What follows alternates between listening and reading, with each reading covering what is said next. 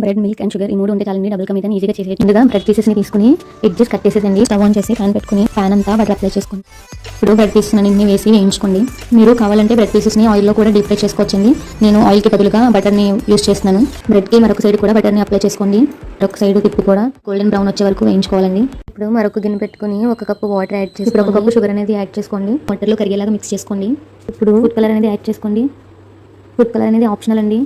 ఇప్పుడు అంతా ఒకసారి బాగా కలుపుకోండి. ఇప్పుడు మరొకసారి స్టవ్ పైన గిన్నెలో కప్పు మిల్క్ వేసుకుని దగ్గరకు వచ్చే వరకు మరిగించుకోండి. ఇందులో కొంచెం బటర్ వేసుకోండి. టేస్ట్ అనేది బాగుంటుంది. బటర్ ప్లేస్లో నెయ్యి కూడా వేసుకోవచ్చండి. ఒక 4 బాదం పలుకుల్ని చిన్న చిన్న పీసెస్గా కట్ చేసుకొని కొన్ని పాలలో యాడ్ చేసుకోండి. ఈ ప్యాన్లో కొంచెం ఇలాచి పౌడర్ అనేది యాడ్ చేసుకోండి. మరి పంచదార పాకం ఏం రావాల్సిన అవసరం లేదండి. పంచదార కరిగితే సరిపోతుంది. ఇప్పుడు బ్రెడ్ పీసెస్ని ఒక్కొక్కటిగా యాడ్ చేసుకోండి. పీసెస్ని నెమ్మదిగా పాకంలో మునిగేలా డిప్ చేసుకోండి. ఇప్పుడు కొద్దిగా పాలు అనేవి యాడ్ చేసుకోండి. మీరు ఈసారి నెమ్మదిగా అంతా తిప్పుకొని ఫైనల్గా బాదం పలుకులు వేసుకుని దింపేసుకోండి. సో ఈ రెసిపీని మీరు కూడా తప్పకుండా ట్రై చేసేయండి. ఈ వీడియో కనుక మీకు నచ్చిన